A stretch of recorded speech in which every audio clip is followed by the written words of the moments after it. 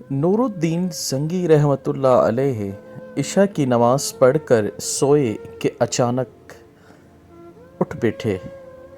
सामईन, ये बहुत ही ईमान अफरोज़ वाक़या है।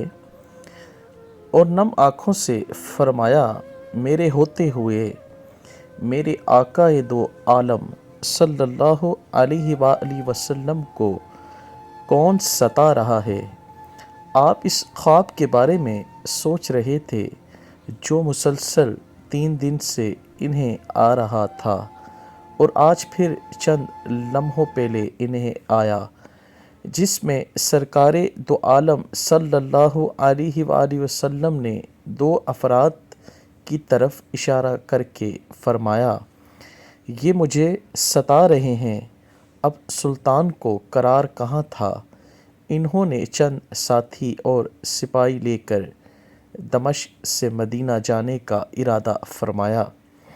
इस वक्त दमश्क से मदीने का रास्ता 45 से 60 दिन का था, मगर आपने बग़ैर आराम किए ये रास्ता 21 दिन में तय किया। मदीना पहुंचकर आपने मदीना आने और जाने के तमाम रास्ते बंद कर दिए और तमाम ख़ास व आम को अपने साथ खाने पर बुलाया। अब लोग आ रहे थे और जा रहे थे। आप हर चेहरे को देखते, मगर आपको वो चेहरा नज़र न आए।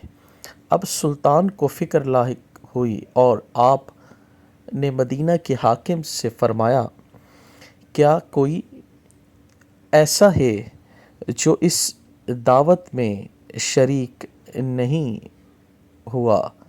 जवाब मिला कि मदीने में रहने वालों में से तो कोई नहीं, मगर 2 मगरबी ज़ाहिर हैं जो रोज़ा रसूल के करीब एक मकान में रहते हैं, तमाम दिन इबादत करते हैं और शाम को जन्नतुल बकी में लोगों को पानी पिलाते हैं, जो अरसे दराज से मदीने में मुकीम हैं।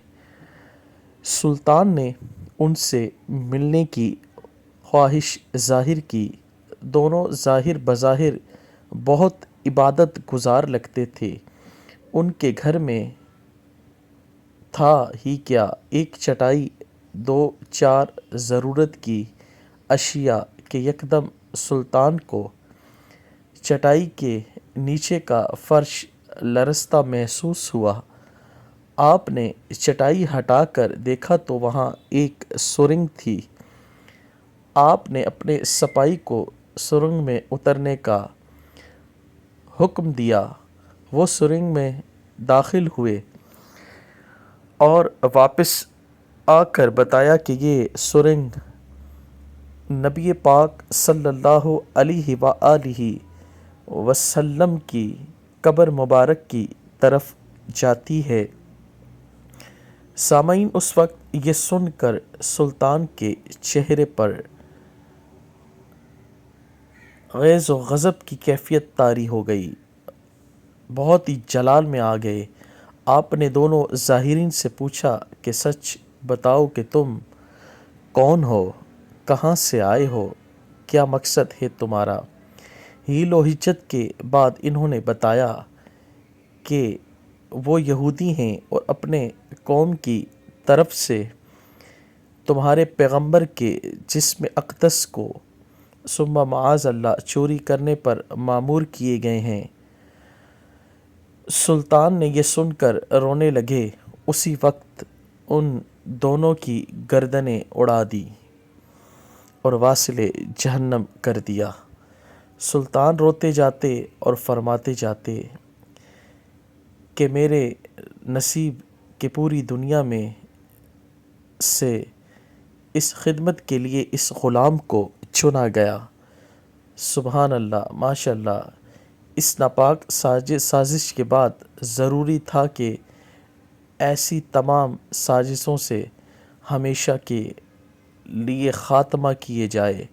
सुल्तान ने मेमार बुलाए और कब्र अक़दस के चारों तरफ खंदक کھودنے کا حکم دیا یہاں تک کہ پانی نکل آیا۔ سلطان کے حکم سے اس خندق میں پگھلا ہوا سیسا بھر دیا گیا۔ باس کے نزدیک سلطان کو سرنگ میں داخل ہو کر قبر انور پر حاضر ہو کر قدمین شریفین کو چومنے کی سعادت بھی نصیب ہوئی۔ سبحان اللہ، ماشاء اللہ۔